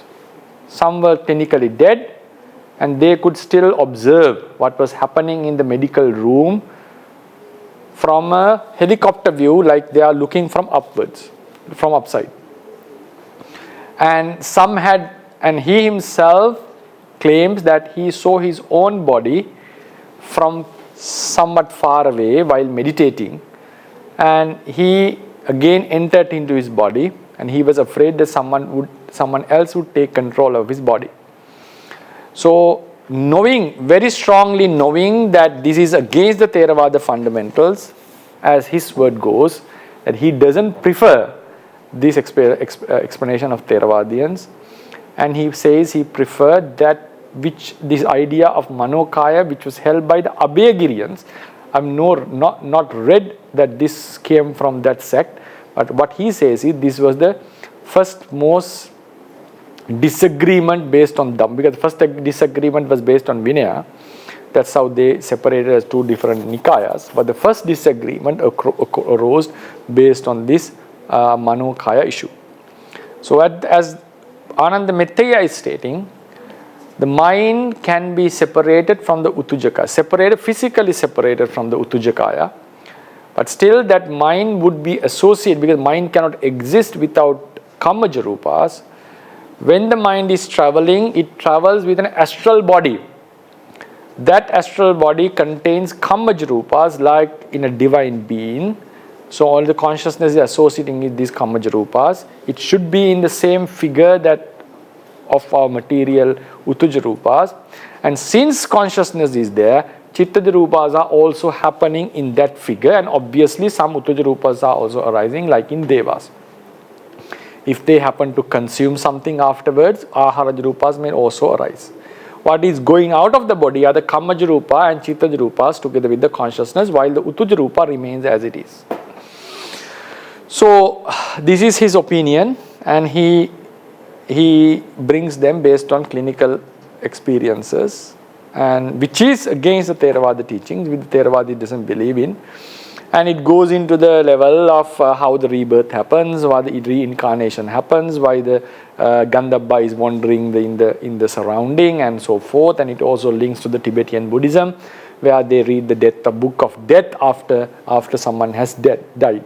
And this astral body Antara Bhava incident is found in some other Buddhist sects as well. This Antara Bhava incident is discussed based on the fundamental that this Nama and Rupa is separable to one extent. So the mind could go away from the Rupa. It's not just existing within, it could go away and exist independently of the Uttujakaya, which was its host. Host means the place of existence. But Theravadians are strongly opposing this idea. Strongly opposing this idea. As if it was a comparative discussion about Theravada, which I would prefer to do one day, but I cannot guarantee on that. I would have talked about these main issues of different sects. But since we are talking based on the Theravada teachings, Theravada fundamentals, according to Theravada, they are always acting as one unit. Though they are Vipayutta, though they are two different elements, their interrelationship cannot be ignored by whatever means. Even, for example, the experience that you had, if we explain it based on Theravada fundamentals, the consciousness was still present in the body, and it is being completely governed by the rules of the mind and body. Pachajata Pachya was still present, and the Rūpa was giving all the support to the consciousness, maybe not to the extent while we are healthy, but the Vattu Rūpa, though the five sense door consciousness were not happening due to some physical torment or some kind of a pressure or some kind of a distortion of the body, at least the mind consciousness has to exist based on the heart base. So the body was giving the relevant supports for the mind, for the person to live, which was relevant, and the mind was also affecting the body. Another very crucial part that we have to keep in mind, the functioning of karma, which is a third party force going on, apart from the mind and the matter. So the karma was affecting, producing bhavanga chittas, producing karma rupas, at the same time protecting your body as a blessing, or supporting the body, giving the relevant stuff to the body. So karma was also behaving. So karma binds this like a glue. So therefore, according to Theravada fundamentals, they always act as a unit, mind and matter, though they are two different elements. And karma and anusaya, all these paramatta jatika forces as third parties are also functioning and make them a one big unit. So when you go into deep studies of Abhidhamma, it's impossible to separate them as two different entities practically, but it's possible to separate them intellectually in Vipassana meditation.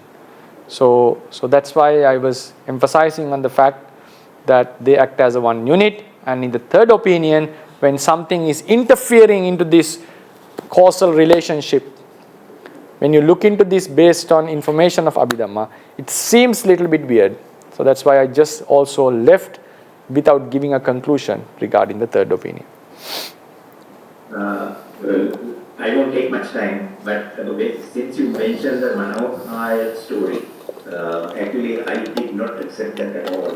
So even at that time, because immediately after this incident, maybe a few hours later or the following day, a different doctor came and asked me the question. He asked me, what did you experience during the time you were unconscious? So I told him I was totally like a deep sleep. I didn't experience anything. Then he also mentioned some people claim that they see what is going on from the top or whatever.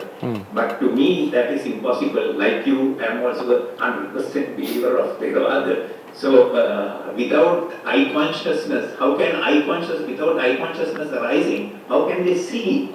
The mind can exist as a separate entity, but still it cannot physically see what is happening in the room without eye consciousness. This was my argument, and so I totally reject that.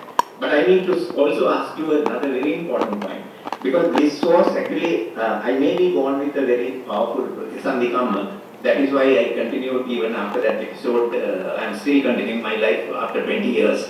And there were many other minor interventions, but nothing happened. But then definitely that heart attack could be due to Upapīdaka karma. And Upapīdaka karma, so my theory is the Upapīdaka karma can influence the vipaka or the effect of the Pratisandhi karma and temporarily take over the physical body, because physical body is a direct result of the karma vipaka. Am I right? It cannot completely take over. Complete taking over happens after death. It can,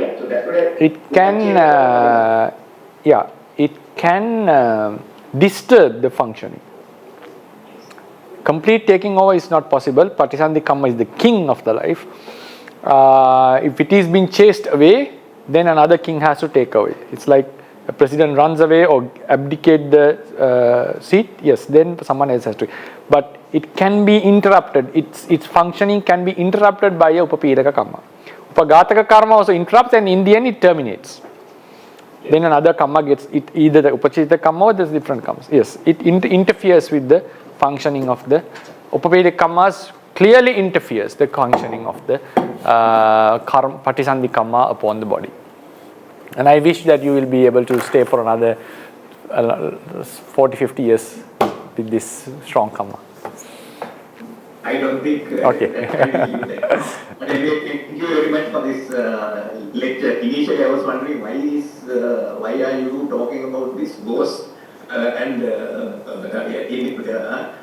inhuman positions? But now I see the depth of it and the importance of it and the benefit we can get by participating in this. And I do my namaskar to you for doing that. Thank you very much. Okay, okay, we conclude because I have taken a lot of time today. And yes, so next day we are going to talk the final phase of the non-human interference, not the possession, but presenting objects to the mind and also influencing the body of the other being. So wish you all the best, and we'll may this merit of discussing Dhamma helps us to get more knowledge in Dhamma and attain the final liberation, and finally for the sustaining of the Buddha Sasana. Buddha Sasanang Chirantittatu. Buddha Sasanang Chirantittatu. Buddha Sasanang Chirantittatu. Sadhu, sadhu, sadhu.